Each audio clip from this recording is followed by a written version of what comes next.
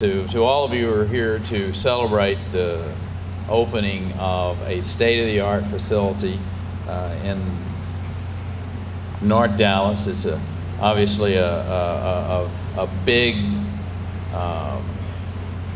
day for the McKinney, Allen, and Collin County, Dallas County. I mean, this whole area is going to benefit greatly by this facility. And it's a big day for Cisco, great day for Texas, and more and more often we're finding Texas and the high-tech companies go hand in hand. As I was sharing, John, just a few minutes ago, that John Chambers is going to be on a panel with us this next week as we talk about how to make Texas even a more competitive state from the standpoint of high-tech and biotech and all of the next big things that are going to be happening in the world, and we have really focused on that arena, if you will, over the course of the last decade.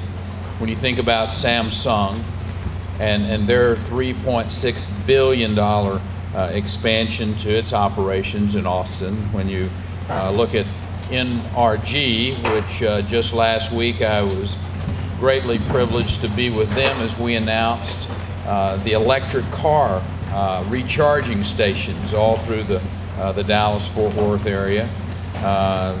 eBay just yesterday announced that they're going to be expanding and moving some 1,000 jobs to Austin, Texas. So cutting-edge companies are being drawn to Texas. And they're being drawn to Texas because freedom attracts innovation. And whether it's freedom from those high taxes or onerous regulations,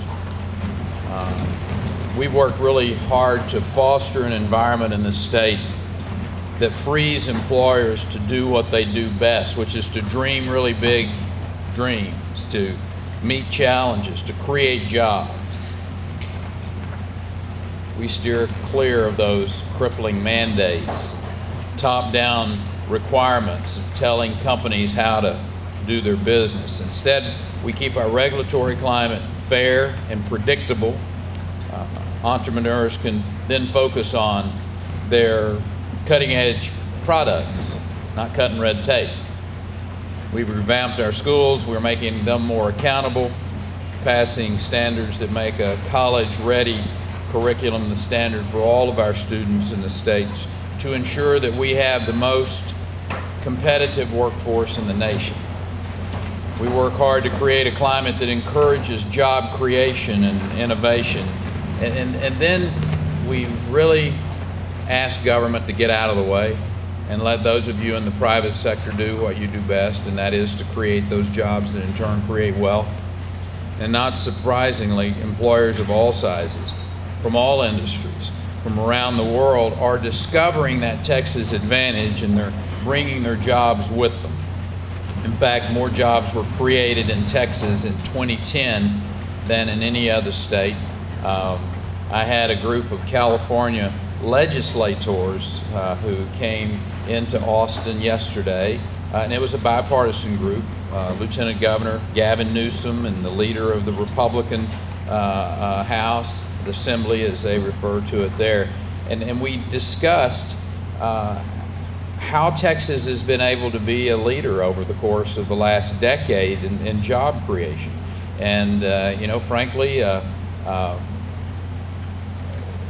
the Lieutenant Governor said, "We really hate you coming into Texas," and I don't think he used the word hate. He said, we're really frustrated when we see you coming into the state of California to lure our companies to Texas." But he said, on the other hand, "I admire you. And how'd you do it? How'd you create this climate of entrepreneurship and job creation in the state of Texas?"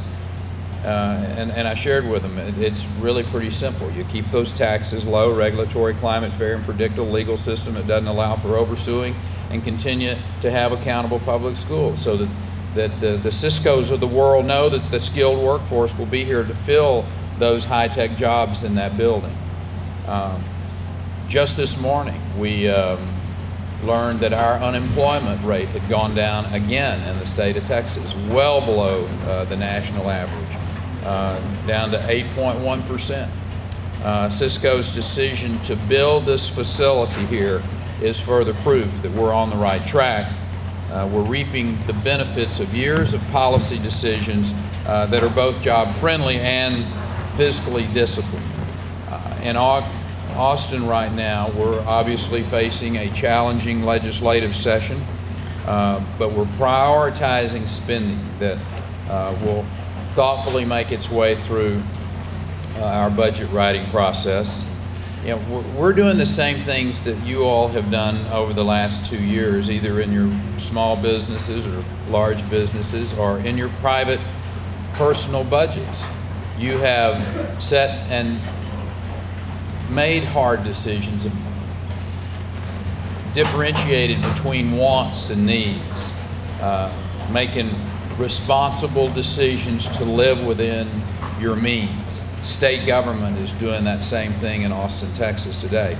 And thankfully, our Texas House of Representatives recently passed a budget true to those conservative values that the vast majority of those members ran on last election cycle, and they cut the budget of the state of Texas to meet our available revenue without raising taxes. And I'm confident at the end of the day, we'll have a budget in place that helps preserve the climate that helped bring firms like Cisco to Texas in the first place. We're also committed to our competitive job creation climate in the state. Having tools available like the Texas Enterprise Fund. It has invested since 2003, its passage in 2003 to present, $433 million of Texas taxpayers' monies into projects in this state that created over 58,000 jobs and added more than $14.7 billion of capital into the state of Texas. Regardless of what your measurement might be, that is a good return on investment. And actually, when you add the Enterprise Fund together with our Emerging Technology Fund, it's a 1-2 punch, if you will, which allows innovations that are born in Texas to stay in Texas. And they don't have to leave to go to another incubator, if you will, state. They could stay here, working from laboratory to marketplace. And that has been our vision and our goal for working on a decade now.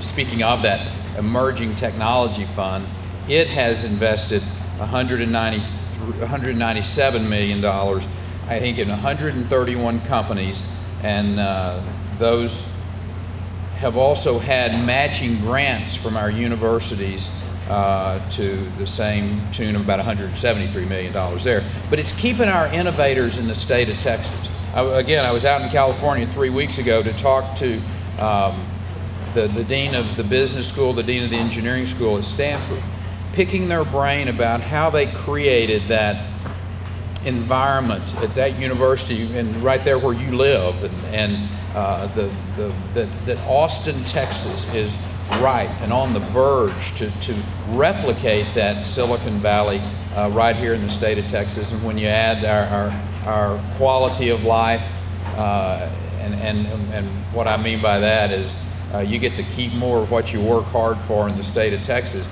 We really are placing ourselves at a very competitive advantage to other states, so I'm excited about where we are in the state of Texas. Yes, we've got challenges with a national and international recession going on, but I'm a great believer that a state like Texas can lead this country forward, to give other states the roadmap, and hopefully our friends in California will go back and say, you know, this is pretty simple.